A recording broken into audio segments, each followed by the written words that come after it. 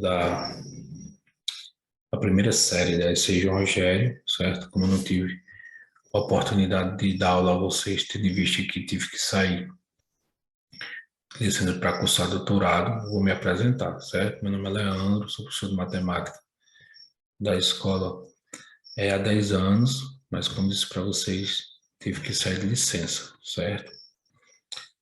Sempre que posso, estou colaborando com as ações da escola, e neste caso particular, colaborando com o professor Washington no seu projeto, que explora algumas habilidades de nivelamento, né?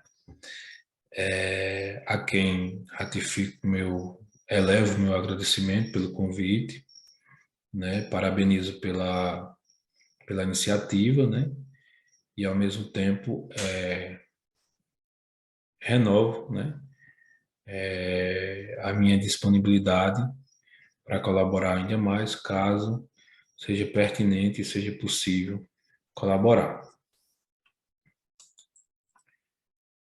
Hoje nós vamos trabalhar uma habilidade com vocês, certo? De nivelamento. Na verdade, é a habilidade 03, que é compreender as funções como relações de dependência unívoca entre duas variáveis e suas representações numéricas, algébrica e gráfica, e utilizar esse conceito para analisar situações que envolvam relações funcionais entre duas variáveis.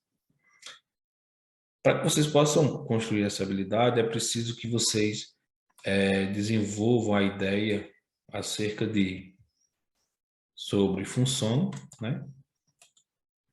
Sobre relação de dependência unívoca, variável, e saibam fazer representações numérica, algébrica e gráfica das funções abordadas. Para explorar essas ideias, nós vamos partir do seguinte problema.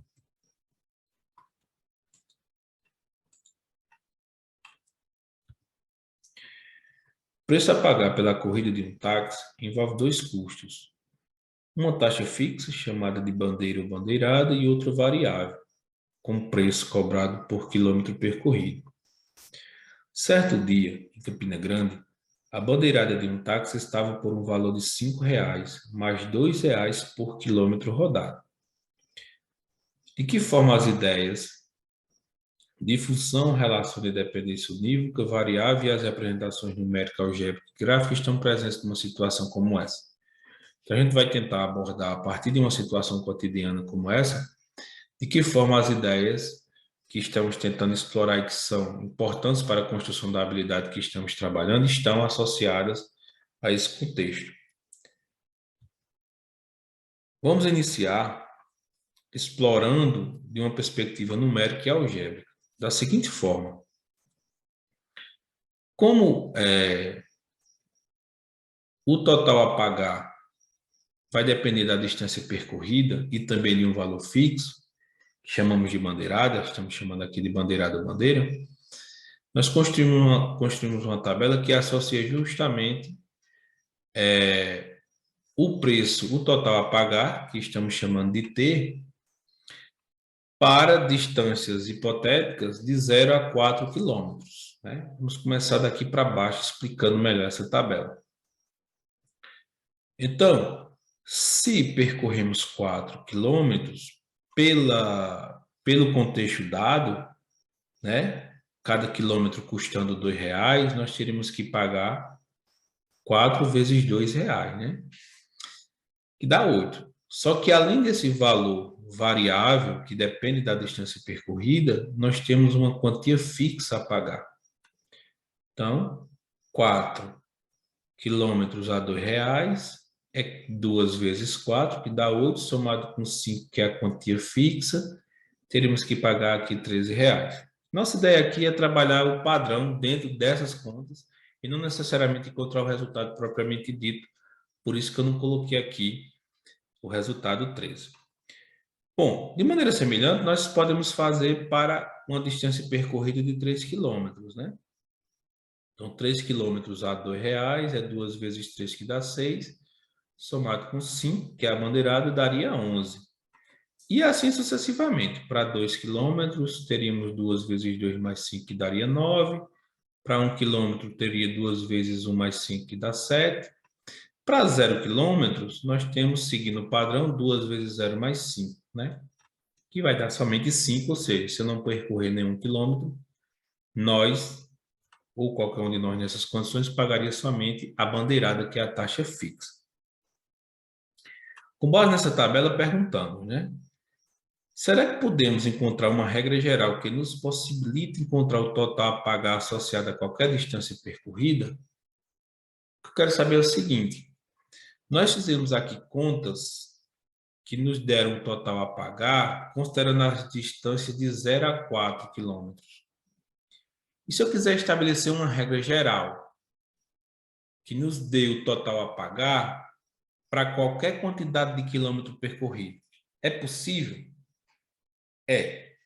Basta a gente analisar o padrão que fizemos até então.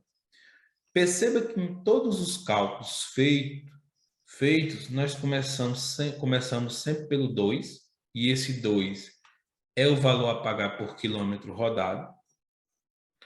Multiplicamos sempre por números que variam, mas que estão sempre representando a distância percorrida. E depois somamos sempre com 5, que nada mais é do que o valor fixo, a bandeirada. Então, dizendo de uma forma resumida, o que é que fizemos até aqui para encontrar os resultados? Multiplicamos 2 pela distância percorrida e somamos com 5. Como é que eu escrevo isso matematicamente? Através de uma expressão que nos termos dados é T, que simboliza o total a pagar, igual a 2 vezes D simbolizando a distância percorrida, mais 5, que é o valor da bandeirada, ou seja, a taxa fixa, certo? Então, essa expressão aqui, que é uma expressão algébrica, e por que é algébrica? Porque envolve letras e números. Então, todas as expressões formadas por letras e números ou somente por letras são algébricas. Se fosse somente por números, seria uma expressão numérica ou uma representação. Veja que essa equação aqui, ela nos diz, de uma forma sintética, exatamente o que eu falei anteriormente. Dizer que T é igual a 2 vezes D mais 5, numa linguagem usual, significa dizer que o total a pagar vai ser sempre dado pela multiplicação da distância percorrida por 2, somado por 5, sendo que 2 é o preço pago por cada quilômetro rodado e 5 é a taxa fixa, que estamos chamando de bandeirada.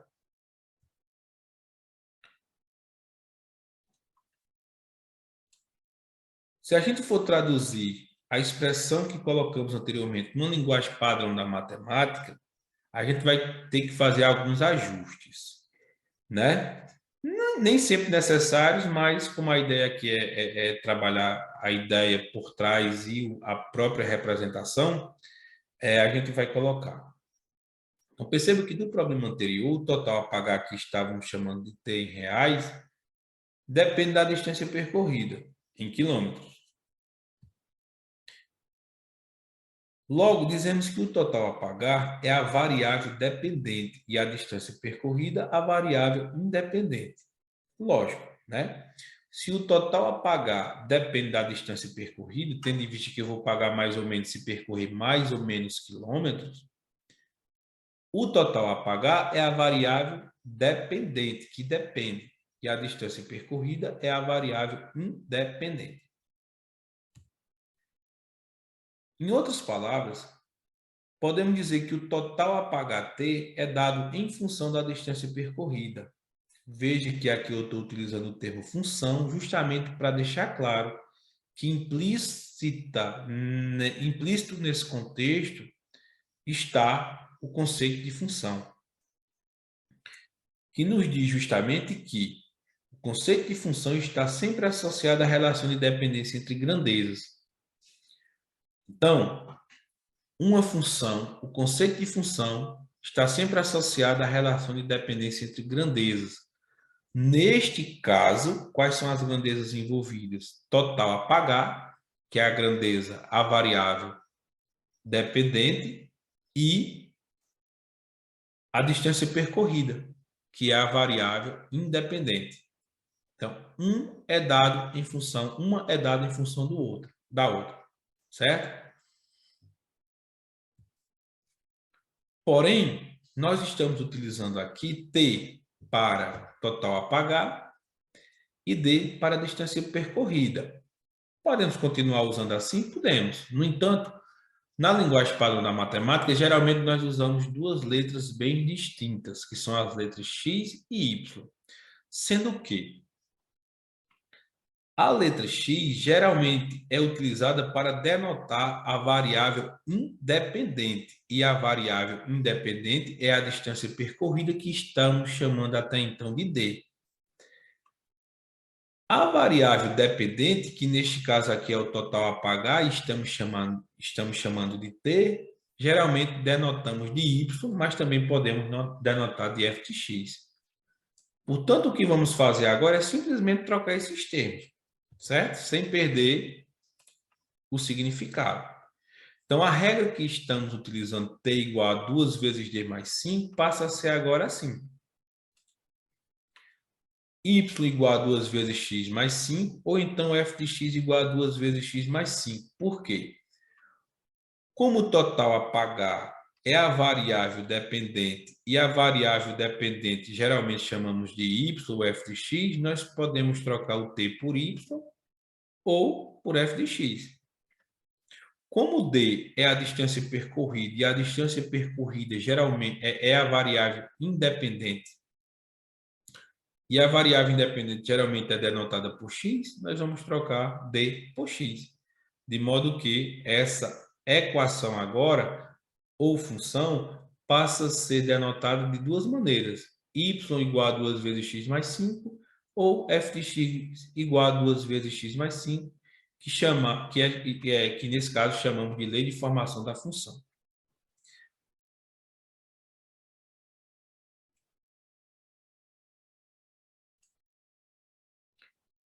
Para deixar mais clara a utilidade dessa lei de formação, nós vamos dar duas aplicações aqui, certo? A primeira delas se dá no seguinte contexto. Considerando a bandeirada a R$5 e o preço a pagar por quilômetro rodado de R$2, pergunta-se: quanto pagamos por uma corrida de 20 quilômetros? Perceba que aqui eu estou dando já a distância percorrida, que é 20 quilômetros, certo? A distância percorrida, conforme já dissemos anteriormente, é a variável independente, que geralmente denotamos de x. Portanto, para encontrar esse valor, nós pegamos a lei de formação, y igual a 2 vezes x mais 5, e onde tem x, nós substituímos por 20. Portanto, 2 vezes x mais 5 passa a ficar agora sendo 2 vezes 20 mais 5. 2 vezes 20 é 40, 40 mais 5 dá 45. Ou seja, se percorrermos 20 quilômetros, nas condições dadas, temos que pagar um total de R$45. A outra situação é a seguinte. Uma pessoa que pagar um total de R$105 terá feito uma corrida de quantos quilômetros? Perceba agora que, diferentemente da primeira questão, onde nós demos a distância percorrida para encontrar o valor a ser pago, aqui nós estamos dando o valor a ser pago e queremos saber a distância percorrida. É o contrário. Lembrando, mais uma vez, que a distância percorrida, o valor a ser pago é a variável dependente. E a variável dependente geralmente denotamos de y. Portanto, para descobrir o valor aqui, nós pegamos a mesma lei de formação, certo? Da função, y igual a 2 vezes x mais 5, mas só que agora eu vou substituir o número dado no lugar do y. E a continha vai ficar assim. Y, vou substituir por 105, então vai ficar 105 igual a 2 vezes x, que dá 2x mais 5.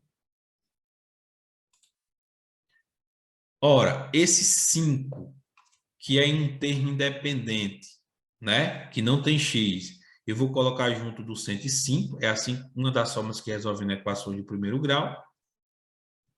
Como ele está positivo do lado direito da igualdade, passa para o outro lado negativo, então vai ficar 105 menos 5 igual a 2x. 105 menos 5 sabemos que é 100, igual a 2x. Portanto, se 100 é igual a 2x, é porque 2x é igual a 100. Como esse 2 é resultado de uma multiplicação por x, né? Está multiplicando x, ele passa para o outro lado dividindo 100. Então, se 2x for igual a 100, é porque x é igual a 100 dividido por 2, que dá 50 km. Portanto, se for pago um valor de R$105, é porque foi percorrido um total de 50 quilômetros, certo? Isso que fizemos aqui para 20 e para 105 pode ser feito para qualquer valor. Então, para qualquer valor dado em quilômetros, se eu substituir no lugar do x, eu vou encontrar o valor a ser pago por esses quilômetros. Qualquer valor dado em reais, se eu substituir na lei de formação no lugar do y, eu vou encontrar a distância percorrida para esse valor dado. Então, essa é uma e talvez a principal função da lei de formação de uma função.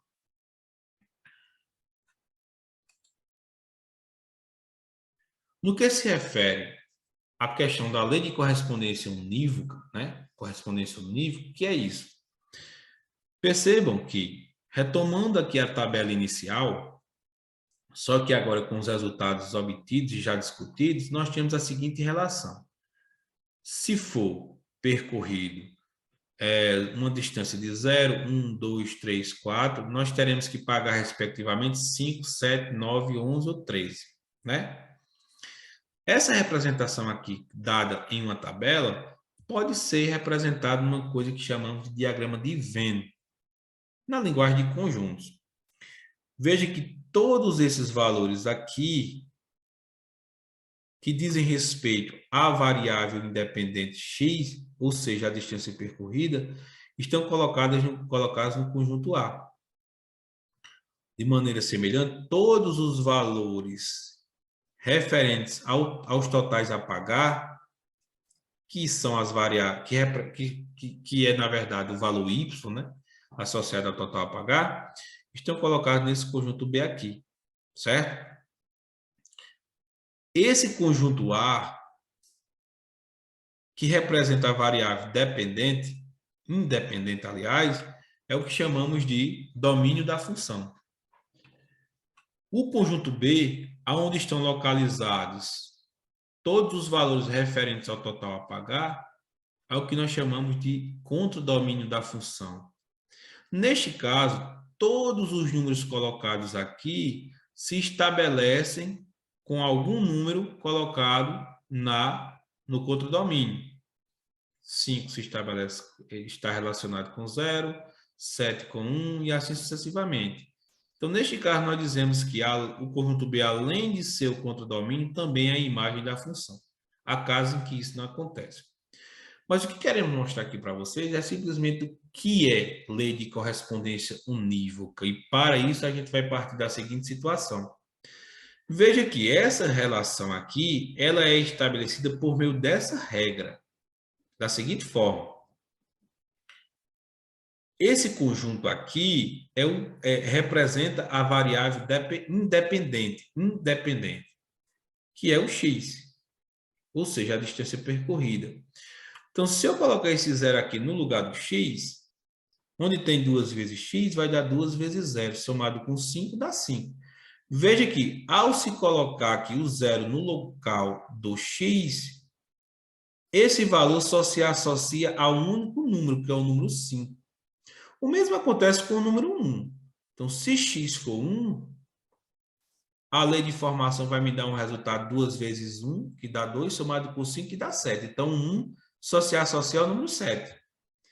Então, todo e qualquer número pertencente a esse conjunto A, que é o domínio da função, que é nada mais nada menos do que as distâncias possíveis de serem percorridas, se associa ao único elemento da imagem, que nada mais é do que o valor a ser pago por cada uma dessas distâncias percorridas. Isso é correspondência unívoca. Então, correspondência unívoca é o seguinte: ocorre quando? Para cada valor assumido pela variável independente x, há um único valor da variável dependente y associado pela função. Certo? Então, para deixar mais claro isso para vocês, eu vou dar um exemplo de uma situação que não é uma correspondência unívoca, certo? Então, tá aqui uma situação que eu peguei, né, hipotética, não tem nada a ver com o contexto anterior, para dizer para vocês o seguinte: perceba que um mesmo elemento, que no caso aqui é o número 3, do domínio, né? O primeiro diagrama, o primeiro conjunto estará sempre associado ao domínio, que é a variável x independente, aparece associado a dois elementos do contradomínio. Perceba que esse número 3, somente ele está associado a dois elementos. 2 não é 1, né? 2 é bi. Então, essa correspondência aqui não é unívoca. O 1 só se corresponde com o elemento B. O 2 só se corresponde com o elemento B. Porém, o 3 se corresponde com o elemento C e com o elemento D. Isso, em si, representa uma correspondência que não é unívoca. E, neste caso, se a pergunta fosse: o diagrama abaixo representa uma função? A resposta é não. Porque uma das condições para que seja função é que essa correspondência unívoca seja propriedade de todos os elementos de domínio, que não acontece com o número 3. Dito isso, a gente vai agora para a última parte, referente à questão de representação gráfica, né? Como é que eu represento graficamente uma função, né? Aqui nós estamos com a função do primeiro grau, lembrando que o y é a mesma coisa de f de x, e aqui eu estou utilizando o f de x, mas em outros momentos eu utilizei o y. Independente de qual seja a função, nós vamos precisar de uma coisinha chamada plano cartesiano, certo?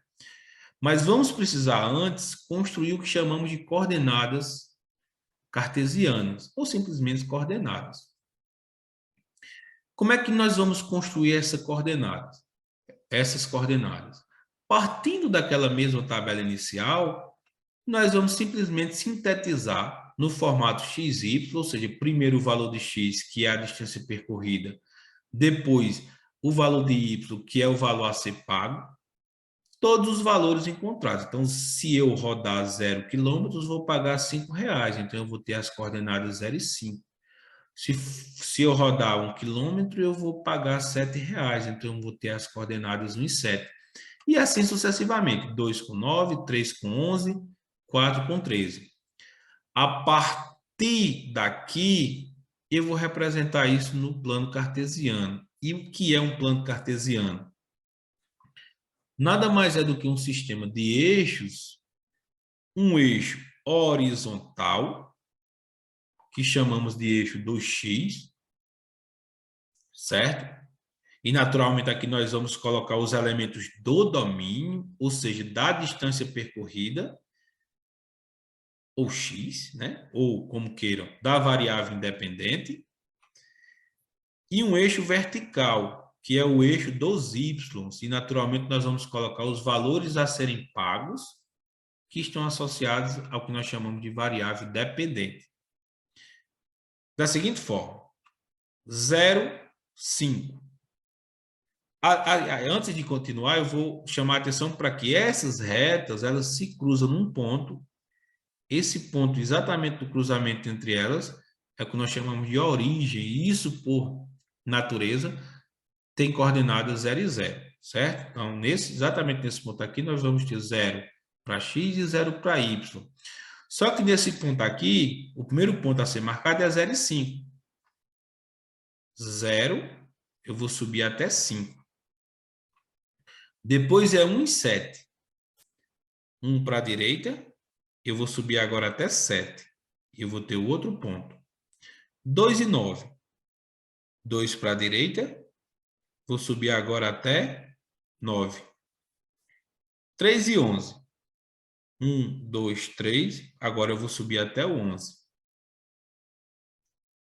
Veja que aqui não tem como a gente representar essa outra coordenada pela questão do espaço. Porém, como vocês podem perceber, os pontos que eu marquei até aqui, eles estão alinhados, né? Então, isso vai formar uma reta. E para determinar uma reta, eu só preciso de 2 pontos. Então, aqui eu já tenho 4, né? Então, é mais do que suficiente para fazer o esboço do gráfico. De todo modo, o que eu quero que vocês compreendam é o seguinte. 0 e 5, o que significa isso? Se eu rodar somente, se eu não rodar nenhum quilômetro, 0, eu só vou pagar R$5. Como é que eu vejo isso no gráfico? Do 0, eu subo até 5. Se eu rodar 1 quilômetro, eu vou pagar R$7. Como é que eu vejo isso no gráfico? O 1 sobe até o 7. Se eu rodar 2 quilômetros no táxi, eu vou pagar R$9. Como é que eu vejo isso no gráfico? 2, eu subo até o 9. E assim sucessivamente. Certo? Uma coisa que eu preciso destacar também aqui para vocês é o seguinte. Veja que o valor mínimo da distância é 0. Isso se corresponde com o valor mínimo a pagar igual a 5. Portanto, o gráfico que é válido aqui é do 5 para frente. Daqui para baixo, você pode desconsiderar, porque o domínio dessa função, o menor valor assumido é 0. O aplicativo, no entanto, ele me deu o gráfico completo, mas aí vocês podem desconsiderar. Isso tem tudo a ver com a ideia de domínio, que não dá para a gente aprofundar aqui. Porém, está aqui a representação gráfica. Eu utilizei aqui um aplicativo chamado GeoGebra, né? Mas aí, se for fazer à mão, o que é que você tem que fazer?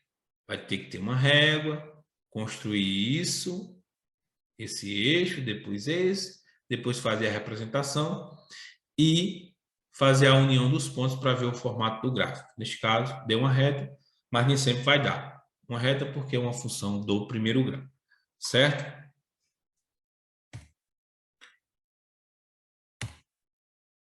Então, pessoal, no mais, a gente encerra por aqui. Espero que vocês tenham compreendido alguma coisa, se não tudo, mais alguma coisa, né? Ratifico meus agradecimentos ao professor Washington. Fico à disposição para as eventuais dúvidas que possam surgir. Então, um abraço, fiquem todos com Deus.